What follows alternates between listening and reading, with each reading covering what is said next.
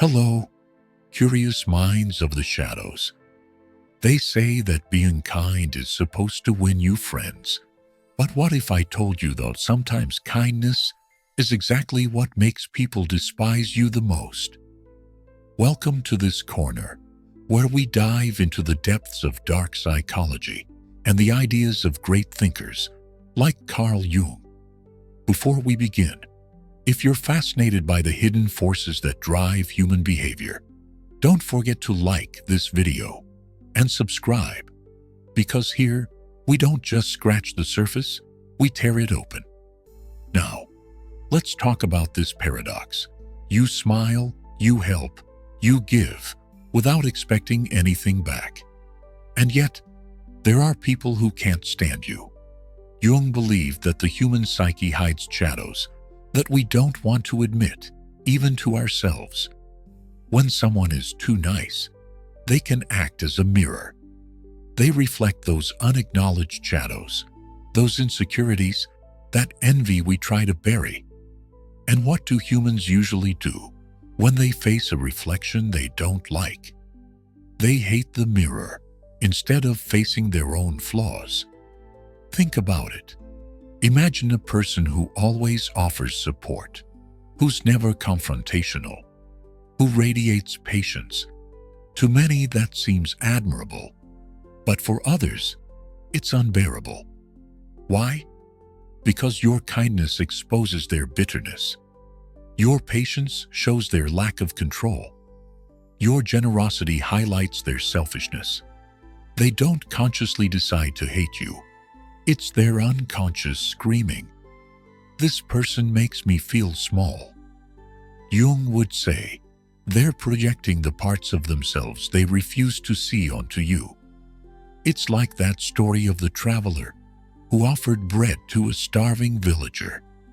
Instead of gratitude, the villager felt humiliated because the bread reminded him of his own weakness, of his inability to provide for himself.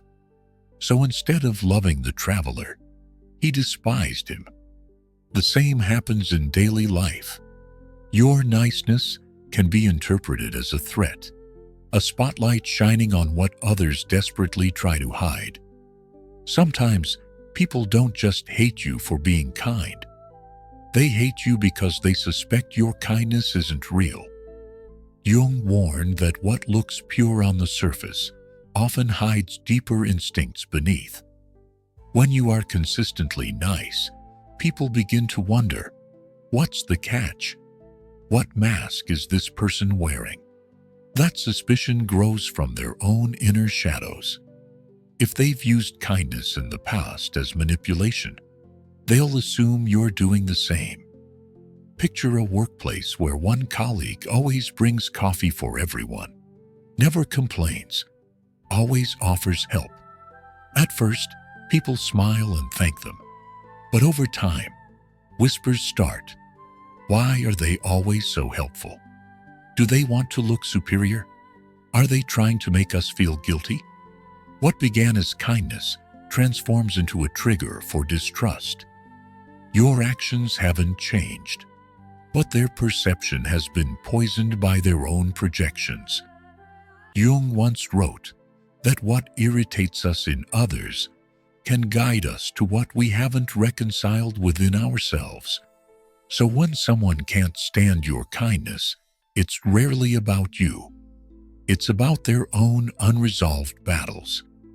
Your presence reminds them of what they lack, what they envy, or what they've failed to integrate. And here's the twist. The more you try to prove that your kindness is genuine, the more they resist, because deep down, they don't want peace. They want validation for their inner chaos. Think of it as standing in front of a calm lake. Most people see beauty, serenity, but a few see only their distorted reflection. And instead of appreciating the water, they curse it. That's what happens when your niceness collides with someone who has no peace inside themselves. They can't see you without hating the parts of them that surface in the process. Here's where things get even more fascinating. People don't only hate you for being kind or for making them feel insecure. Sometimes your niceness actually threatens the order of the world they've built inside their heads. Think about it. Many people survive by clinging to narratives like, "The world is cruel," or "You can't trust anyone." Those beliefs protect them from disappointment, from vulnerability. But when you step into their life and treat them with genuine respect, when you show generosity without expecting repayment, suddenly their entire worldview starts to crack. And instead of thanking you, they fight you because your existence proves them wrong. Carl Jung believed that the human psyche needs balance between what he called the persona, the mask we show society, and the shadow, the repressed parts of ourselves.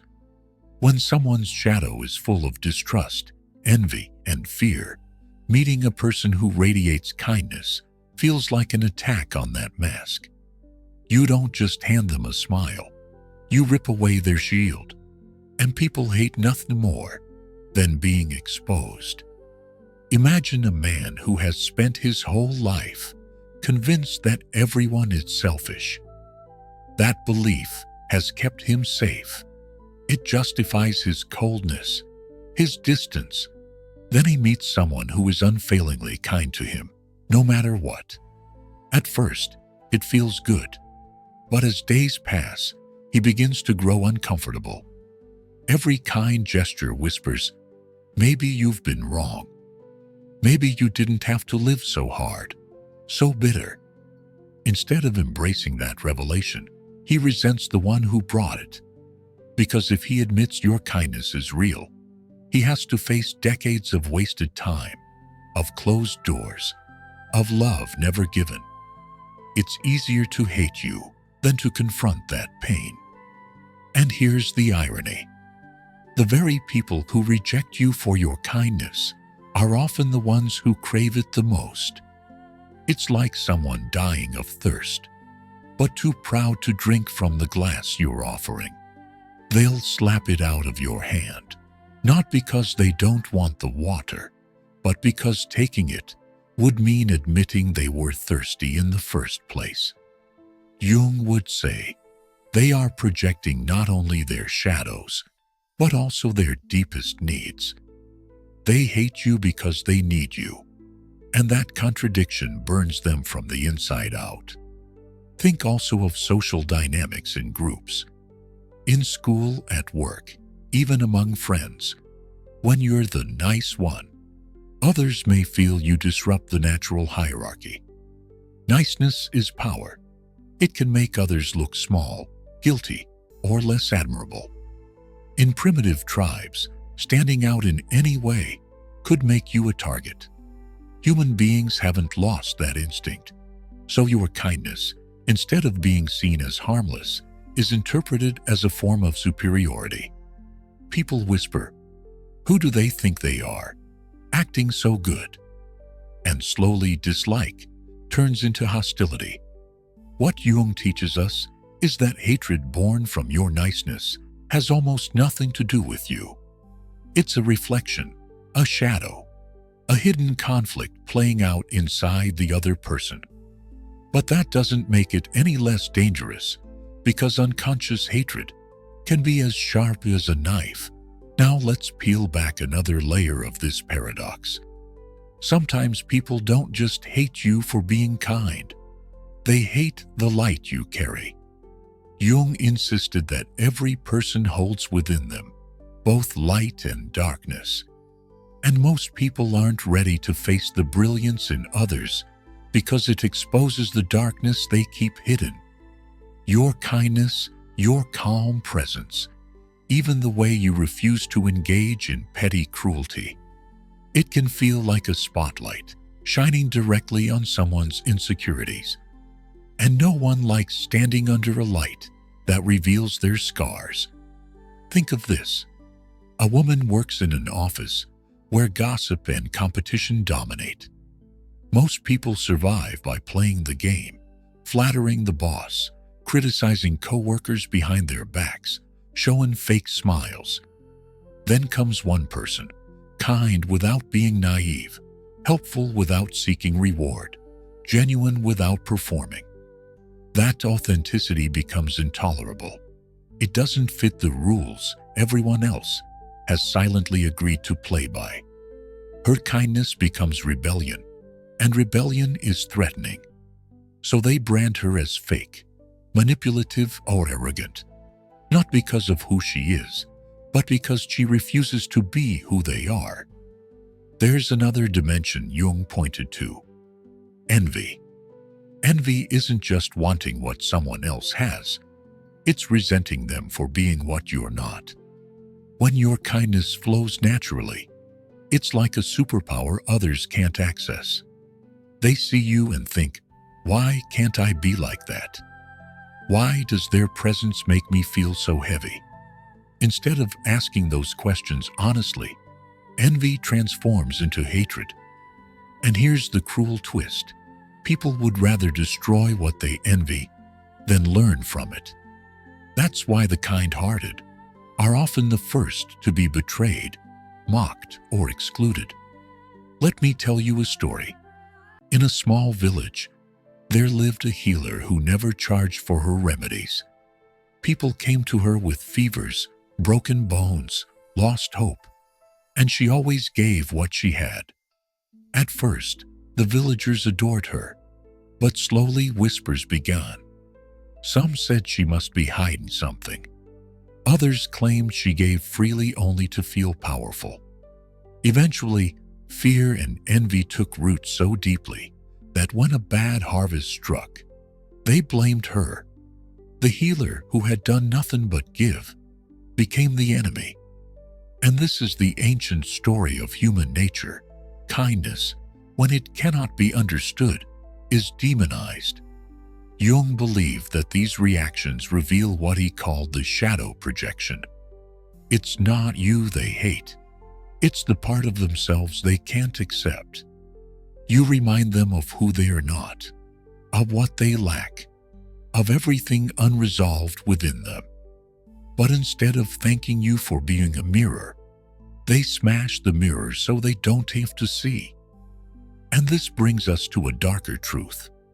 Being nice doesn't always protect you. It can actually paint a target on your back, because niceness is power, and power always attracts resistance. The more genuine you are, the more threatening you become to those still trapped in masks and shadows. There's something almost tragic in how this plays out. People often say they want kindness, that they value compassion, that the world needs more good people. And yet, when confronted with someone who embodies those qualities, the reaction can be the opposite: rejection, mockery, or outright hostility. Why? Because kindness is not just an action, it's a challenge. It dares others to rise to a higher standard, and not everyone is ready to climb. Jung once said that what we deny in ourselves appears in our lives as fate. When people deny their capacity for goodness, they hate those who prove it exists. And so the paradox unfolds. Your kindness is not just a virtue, it's a confrontation. You are living proof that their excuses are lies, and human beings will do almost anything to protect a lie that keeps them comfortable. Imagine this in the rawest terms. A prisoner who has lived in darkness for years is suddenly exposed to sunlight. The light burns, blinds, and hurts. That pain doesn't feel like liberation. It feels like cruelty. And so the prisoner turns back to the darkness and curses the light. That's what happens in everyday life when your niceness shines where it isn't wanted. People don't always crave the light. You might think you're offering warmth, but to them, it's a fire that scorches. This is why history is full of figures who suffered not because they were cruel, but because they were too good. Think of whistleblowers, martyrs, prophets, or even the kind neighbor who never fit in because they refused to gossip. Their existence was unbearable to others who needed the comfort of mediocrity and corruption. Niceness, when consistent, becomes a silent accusation, and few can tolerate being accused without words. So the hatred you encounter when you're nice, it's not really about you. It's about the wars people are waging inside themselves. Wars between envy and admiration, between longing for light and addiction to shadows. And you, without asking for it, become the battlefield. And here's where the story sharpens. You have a choice. You can dull your light, make yourself smaller, suppress your kindness to avoid rejection. Or you can embrace what Jung might call individuation, the courage to be whole, even when others would rather see you broken. But every choice has its cost, and the question is whether you're willing to carry the weight of being both loved and hated for the very same reason. So in the end, the truth is sharp and uncomfortable. People may hate you even when you're nice, not because of what you've done, but because of what you represent. Your kindness unmasks insecurities, your generosity highlights envy, and your authenticity exposes lies. Carl Jung would remind us that every act of light forces the shadows to move, and shadows don't leave quietly. They fight, they resist, they hate. But here's the power hidden in this painful paradox. If people hate you for being kind, it means you are touching something deeper than surface-level interactions. You're shaking their defenses, forcing them to face parts of themselves they would rather keep buried. Hatred becomes a strange confirmation that your presence matters, that you are not invisible, that your niceness has weight. In a world that thrives on masks and manipulation, being authentically kind is not weakness, it's rebellion. So, should you stop being nice? What you should do is understand the price of kindness and decide if you're willing to pay it. Because when you remain kind despite the hate, you transcend it. You become untouchable, and that is something no shadow can destroy. And if you've made it this far, it means you're not just a passive listener. You're someone who dares to look into the hidden corners of human psychology. Someone who refuses to live on the surface. That makes you part of this journey. So, if you want to keep exploring these truths that most people are afraid to face, hit that like button and subscribe right now.